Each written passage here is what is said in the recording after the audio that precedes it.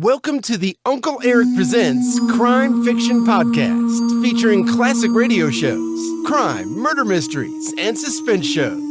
We're so glad you tuned in for this current classic episode. But first, a few show comments and episode notes from Uncle Erich. Welcome back, folks, to yet another drama-packed episode from the Uncle Erich Presents Classic Radio Series. I'm so very glad you tuned in, and I do hope you are enjoying these episodes. If you are, please tell others to tune in too. I really would appreciate it. Today, we listen to another episode of Standby for Crime titled, The Sniper.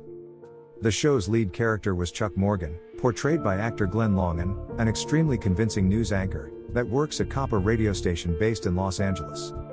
His friend, Police Lieutenant Bill Miggs, gives tips about hot crimes, and the crime hunt is on. This exciting episode is brought to you by our good friends at boomerflix.com. At boomerflix.com you can watch thousands of the old classic television shows, and the classic horror movies you grew up with. There are also hundreds of classic 1960s, 1970s and 1980s music videos as well. A real trip down memory lane. If you're a classic television show, movie or music fan, then boomerflix.com is a must visit. Please also visit uncleeric.com to listen to all the currently available radio podcast categories and episodes. There are also hundreds of the old classic crime and detective television shows you can watch as well. So, try uncleeric.com today. Now, enjoy this great Standby for Crime episode titled, The Sniper.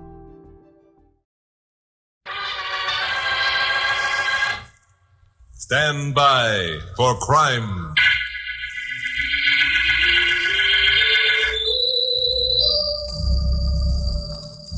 Hi, I'm Chuck Morgan, newscaster at station KOP here in Los Angeles. You know, there's nothing that strikes terror to the heart of a city more than the knowledge that there's a maniacal killer at large. Especially one who kills just for the sake of killing, with no apparent motive or reason. Now, we had one here in LA a while ago. The press dubbed him the Sniper. Used a rifle to pick off his victims from dark alleys or upstairs windows or even automobiles. 5 murders were credited to him without the police getting an inkling as to his identity. And it was at this point that the guy began warning his victims. He'd make a phone call and say, "You're next," and hang up. Sure, the police gave the warned victim protection, but you can't assign a couple of cops to standing guard over a man forever. This the Sniper knew. He'd merely wait until the cops were called off the job, even if it took 6 months, and then crack down. Well, this was a deal that I was thinking about last Tuesday. I was sitting here in my office, mulling over the situation, when my blonde secretary, Carol Curtis, came in with some stuff. Hi, Chuck. Hi. Here's the stuff on the mayor's talk last night. I leave it in the basket. Okay. Hey, what's the matter with you? Oh, this Sniper gag is getting me down. Yeah, it's pretty serious. Let's see, that blonde girl who was shot last week made the 10th victim, didn't she? Yeah. And her warning came in 4 months ago. Well, one thing you can say about this Sniper, he's got patience. He's got more than patience. He's got the cunning of a warped brain, the heartlessness of a man who doesn't know the meaning of human emotions. You think he's nuts, huh? Sure, he's nuts. All his predecessors were nuts, like Jack the Ripper and all the others. You know, honey, the trouble is there's a type of insanity that only a psychiatrist would recognize. Criminals like the Sniper are the most dangerous. The police are taking an awful beating from the taxpayers. I know. I talked to Bill Miggs down at headquarters yesterday. He's about ready to throw in the sponge. He won't. Bill talks about quitting, but he never will. Oh, doggone it, Glamour Puss. What are we going to do? What are we going to do? Now listen, Chuck. If you begin sticking your chin out on this, I'll divorce you. I absolutely refuse to give you a divorce until after we're married. Very funny. Okay, so I'll break our engagement. We aren't engaged. We are too. You proposed to me 2 weeks ago, and I accepted. Oh, that. It's official and final, and there's nothing you can do about it. I'm even making payments on a ring, which Pappy Mansfield has agreed to deduct from your salary. He what? Well, you certainly don't expect me to be engaged without a ring.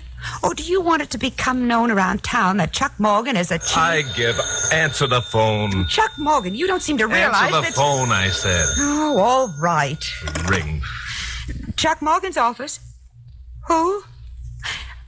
Chuck, It's the Sniper. Give me that phone. Morgan speaking. I see. Now listen up. Chuck, what did he say? He said just 2 words, Glamour Puss. You're next.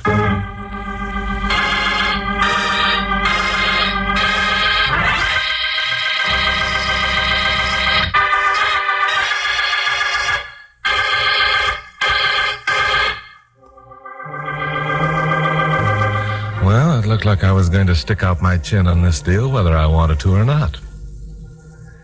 Now I knew how those other victims had felt when they heard the warning come to them over the phone. It wasn't a pleasant feeling. You thought of yourself walking along a street some night and hearing the bark of a rifle, feeling the impact of a bullet between your shoulder blades. You wondered what night it would be, and you thought of all the nights in between before it happened, and you wished you were 1,000,000 miles away living in a desert island. The voice that came to me over the phone was neither young nor old. He could have been 16 or 60, but it didn't matter. What he said was what mattered. And the implication of it was still ringing in my ears when I hung up the phone. Chuck, this is horrible. It's awful. All right, don't get excited, Glamour Puss. I'm not dead yet. Well, you will be. All of the others are. Every single one of them. That's a cheerful picture. Oh, I'm sorry. Only I couldn't No, bear it. No, wait. Let's cut out being so morbid and do some constructive thinking for a change. Okay. Do you remember Danny Yates? Well, sure. He was a little bookmaker. A couple of racketeers framed for a job he didn't do. That's the one. And you saved him from a 5-year stretch by proving him innocent. Right. Now, our first move will be to go down and have a talk with Danny. Are you crazy? Huh? The only place we can find Danny Yates is on Skid Row. And Skid Row is where the sniper hangs out. Oh, that's only theory, Glamour Puss. Nobody knows where the sniper hangs out. Besides, it's the last place he'd expect to find me. Come on. Get your bonnet.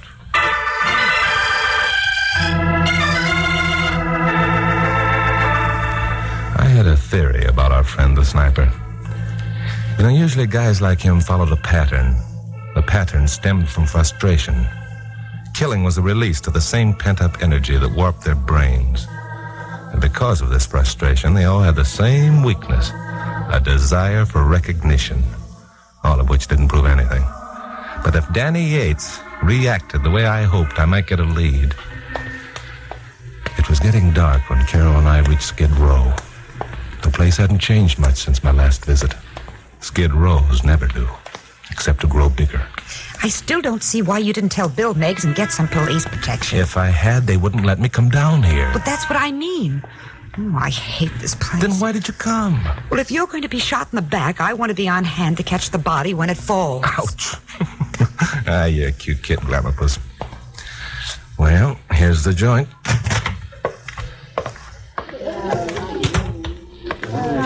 Joint is right. Ooh, what crummy-looking characters. The time has come for you to stop talking, Glamour Puss, so shut up. Oh, sometimes I wonder why I don't hate you. Now, let's take a look around. Yeah. There's Danny at the corner table over there playing his usual game of solitaire. Come on. The black 6 goes on the red 7, Danny. Now, look, who's playing hello, Morgan. Hi. What's on your mind? Social visit, Danny. Mind if we sit down? Go ahead. How about buying us a drink? Sure. What'll you have? Smirnoff vodka and soda for me. How about the chick? The chick isn't drinking. She's particular. Now listen, Glamour Puss. Don't blast her out, Morgan. She's cute. That's what Chuck just told me. And you can both keep your compliments. Hey, Mike. Yeah, Danny. 2 Smirnoffs and soda. All right. What's it all about, Morgan? Want a tip on a horse? Yeah. The 11th race is coming up, Danny. The horse's name is Sniper. There ain't no such horse. Yes. He's been running a lot of dead heats lately. What do you think his chances of losing the next one are, Danny? I don't know what you're talking about. Here's your drinks. Yeah, put them on my tab, Mike. Okay. Danny, you have the reputation of being an honest bookie. You always pay your debts. And you figure I owe you something? 5 years is a long time to be locked up for a man who likes his freedom as much as you. Yeah. This tip on your horse kind of important to you personally, Morgan? Practically a matter of life and death. I get it. Wait here. Right. I didn't know you were so good at double talk, Chucky boy. Danny prefers it that way. Well, you're not silly enough to think that he or anyone else down here actually knows the identity of the sniper, do you? Nobody down here wants to know the sniper's identity. Then they can't talk. Well, suppose he began sniping at some of the local characters. You'd be surprised how quickly he'd be found out. You got a pencil and paper, Morgan? Right here. All right. Write down this number. 222 Front Street. There's a chick lives there named May. She's got a kid brother named Tony. Kind of a wild kid. Likes to play horses. Got it. Danny, your pal. Step it, Morgan. By the way, you figure we're square now? The slate's wiped clean, Danny. Thanks.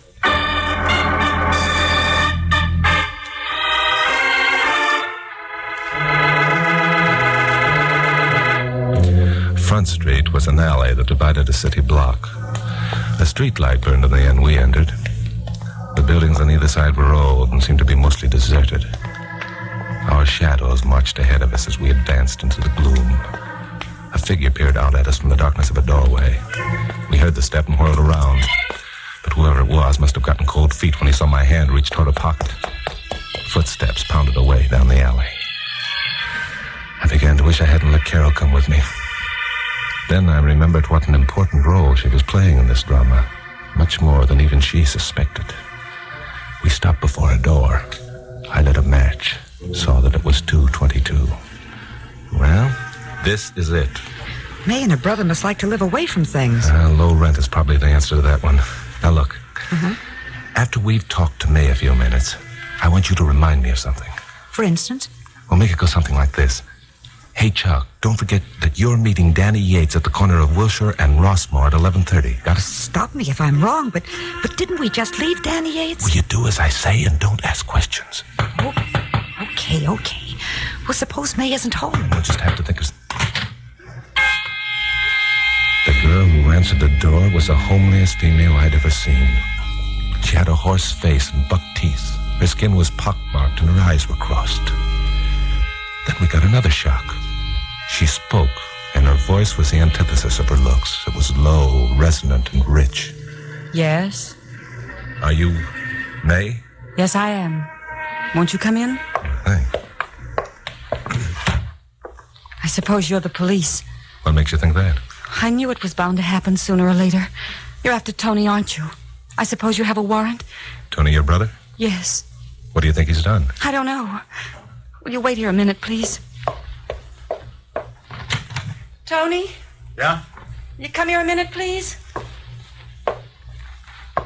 Hey, who's the broad? That'll be enough, Tony. No kidding, sis. She's got class. Introduce me, will you? They're from the police, Tony. Are you kidding? This babe ain't no cop. Hey, how about it, chick? If you don't mind, I don't like being pawed. Aw, don't be so hard to get along with. I go for blondes. Honest, I do. Keep your hands off her, son. Well, listen to him. She your special property or something? Could be. Let go of her. Sure I will. And just what do you think you're gonna... Punk! I'm going to do this about it. I'm sorry, May, but your brother doesn't seem to have any manners. He's always been that way. I'm glad you hit him. He deserved it. Tony's all the family I have, and I try not to blame him too much. Oh, you poor kid. Here, sit down. Oh, my jaw. What happened? You ran into something that didn't agree with you. Get up on your feet. Now sit down in that chair and behave yourself. Keep your hands off me, jughead. So you're a cop, huh? Well, you ain't got nothing on me. Nothing. I don't imagine it'd take very long to get something on you. But since I'm not a cop, we'll skip it for now. You're not from the police? No, I'm Chuck Morgan, newscaster in KOP. This is my secretary, Carol Curtis. Oh, then Tony hasn't gotten into trouble again. That's a matter of opinion. Oh, thank goodness. Lately, every time there's been a knock at the door, it's been someone looking for Tony with a complaint. Oh, will you quit your blubbering, sis? I ain't done nothing.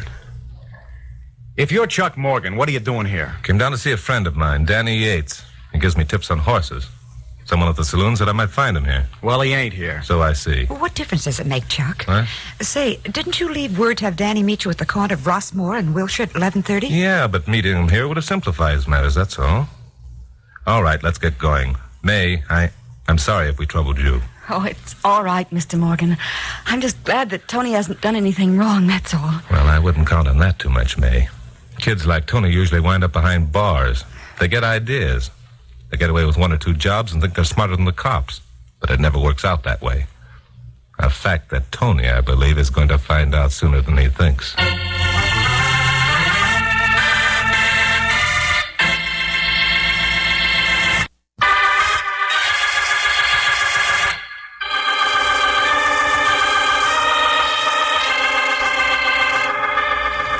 Well, I'd been shooting arrows into the air all evening without knowing for sure where any of them were going to fall. I'd learned a couple of things for sure and was guessing at a lot more. Everything now depended on who was listening to my 11 o'clock broadcast. Carol and I got back to the studio about 10:30 and found Pappy Mansfield, owner of KOP, waiting for us. Hi, Pappy. Say, where the devil you two been? Don't you realize you've got an 11 o'clock broadcast? No, Pappy. It's only 10:30, plenty of time. Plenty of time, my foot. There's all that wire stuff that's got to be gone over and the script written. Carol, you get into the newsroom. No, wait a minute. Hold it, Glamour Puss. We can forget the wire stuff tonight, Pappy. Carol and I have dug up a better yarn. It's really a honey, Pappy. Wait till you hear it. It better be good. Well, what is it? Your favorite newscaster had a call from the sniper tonight. What's news about that? There's a lot of people that should get... What? You mean the sniper called you? Right. I don't believe it. He wouldn't dare. Don't be so sure, Pappy. I'm no different than anyone else. If the sniper wants to call me, he has every right in the world to call me. Chuck, this is serious, my boy. You act as if you're delighted at the prospect of being shot in the back. Well, that's what I've been telling him all evening. Only he won't listen. Pappy, I'm delighted about 2 things. First, this is going to be a knockout of a story for my broadcast tonight. And second, it's going to be the end of the sniper. I suppose you figure that when your dear public learns their favorite newscaster has been picked for elimination, they'll demand that the sniper give himself up. And he'll do it. Amounts to the same thing, I hope. You sound pretty sure of yourself. I'm just whistling in the dark, Pappy. I'm really scared stiff. You would be too, Pappy, if you knew somebody was going to shoot you in the back. Well, you don't have to apologize for him, Carol. Have you notified the police? Well, he wouldn't let me. Instead, we took a trip down to Skid Row. Chucky Boy got a tip on a horse race. Then we called on May. Oh, it was loads of fun. All right, Glamour Puss. Your sarcasm isn't helping the situation. Pappy, look, as usual, I've got to ask you to give me a hand in this. How about it? Well, you know you can count on me, Chuck. But first, I'd like to have you cut out all this double talk and bring me up to date on the facts. I know you've been up to something. Now, what is it? Good. Carol, get into the office and start knocking out tonight's script while Pappy and I go into a huddle, Okay, but just remember, I'm in on this, too. Pappy, the first thing I want you to do is call Bill Miggs at headquarters. Tell him that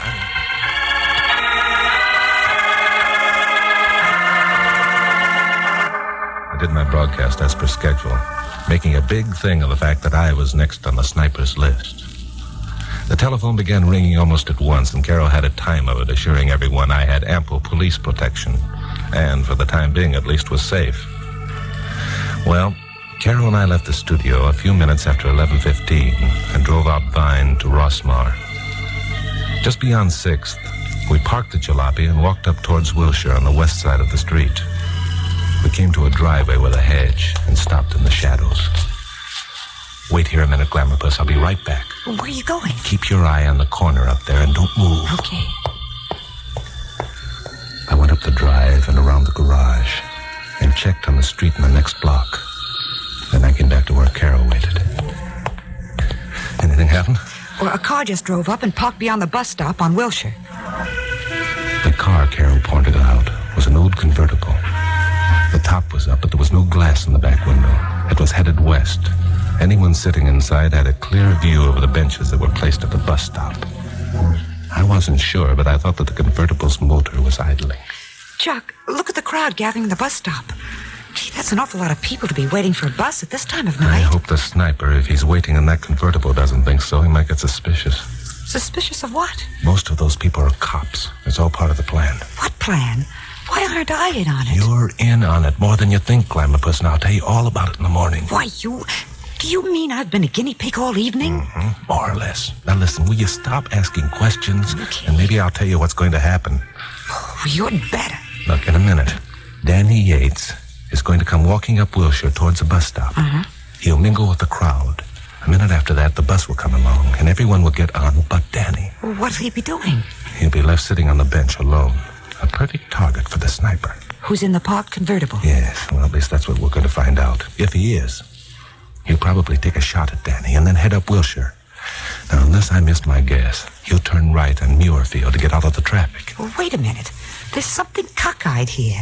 Why is the sniper going to snipe at Danny Yates when you're his boy? Muirfield Street makes a turn after it leaves Wilshire and swings back to Rossmore. Now, I'm counting on the sniper not knowing that because there's a police blockade over there right now. Which doesn't answer my question. Why is the sniper... Keep quiet. Here comes Danny. Danny came briskly up to the bus stop, timing his arrival with the arrival of the bus itself. He mingled with the crowd, and for a minute I lost him. Then the last of the people got on.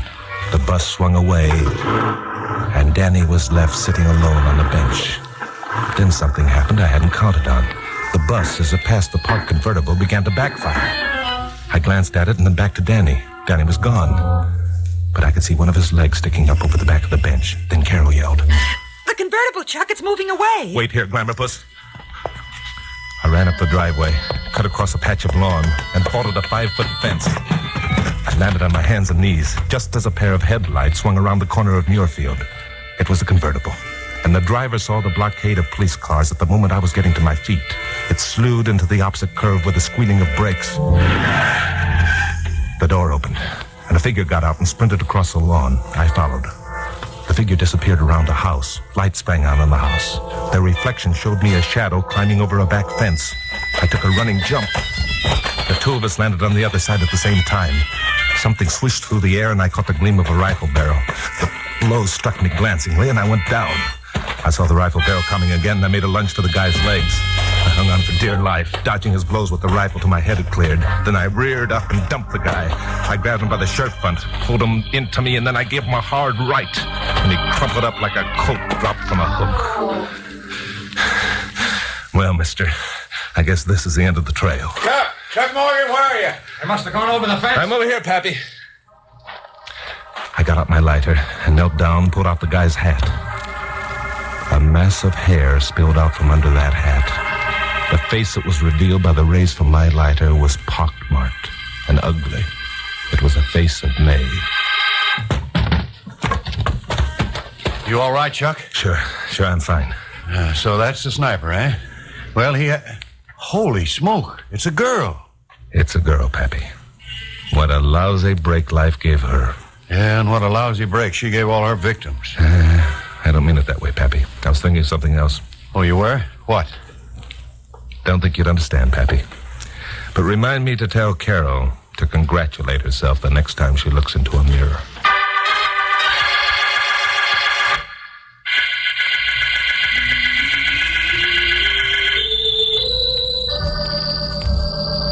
Carol and Pappy and I dropped into Nick Adele's for a beer and a sandwich before saying goodnight. It seemed good to see some bright lights and pleasant faces again. To know when I parked my car in the lot behind my apartment house later on, I wouldn't have to worry about a sniper peering through the sights of a rifle at my shoulder blades. I knew that Carol and Patty had a lot of questions they wanted answered, and that neither of them was too happy about the way I'd handled this affair. Now, let's see. We don't want to offend this mighty genius, Pappy. But wouldn't it be just dandy if he broke down and told us the secret of his great success? It would indeed, my dear. It would indeed. Now, look, I was only doing my duty as a good citizen and as a news reporter. Well, why didn't you let me in on it? Yeah, and me. All right. Here's the way it was. In the first place, I figured out this frustration angle. It had to be someone like May. Only, of course, I thought it was a man. Well, think of that. The great mind made a mistake. You see, May was enjoying her publicity. Even though she remained anonymous, it was the only recognition she had in her life. So when I announced over the air tonight I'd received a warning from the sniper, it burned her up to think that someone else was stealing her stuff. Someone else? Yeah. Glamour puss. Yeah? You didn't actually think that the sniper had called me, did you? Well, why shouldn't I? Yeah, who was it then? It was Danny Yates, Pappy. No. You see, Danny had been wanting to repay me for the favor I'd done him, so I gave him his chance. He pretended to be the sniper for Carol's benefit. Then he pretended that he was giving me a tip on the races for Carol's benefit. Then I let May know I knew Danny Yates. At 11, I broadcast the fact that I'd been warned. May heard the broadcast. She put two and two together. She figured it was Danny who was trying to muscle in on her act. Chuck Morgan, do you mean that all the time? Look, I had to do it, Glamour Puss. If you thought I'd been warned by the sniper, Pappy, Bill Miggs, and everyone else would be convinced. I had to make the whole thing look like for real. Neither one of you would have helped me with a crazy idea like this if you thought I was pretending. And who was that sitting on the bench at the bus stop? That was a dummy, dressed up to look like Danny. Pappy helped with that. Oh. Danny himself boarded the bus, got in with the crowd, crouched down, and rode away. Oh, I don't know whether to feel mad or glad that the big lug's alive. Pappy, what would you do? Why don't you just order another beer and forget the whole thing? I'll tell you what I'd do, Carol. I'll tell you, I'd skip a couple of payments on your ring that he's paying for. Mm-hmm. Now, that ought to fix you, hadn't it? Oh, Pappy, that's a wonderful idea. That's just what I'll do. Then he'll Now, have wait a minute. No, I didn't order any ring. On my salary, I can't afford to have a ring.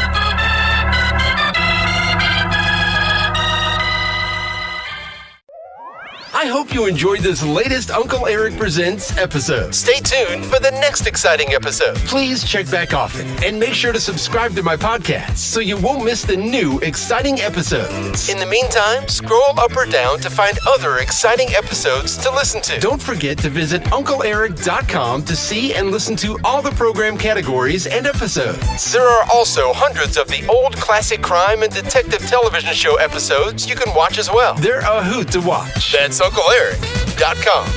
If you like this episode, please consider buying Uncle Eric a cup of coffee at the support link below. Thanks a million. Thanks for stopping by. Bye-bye for now.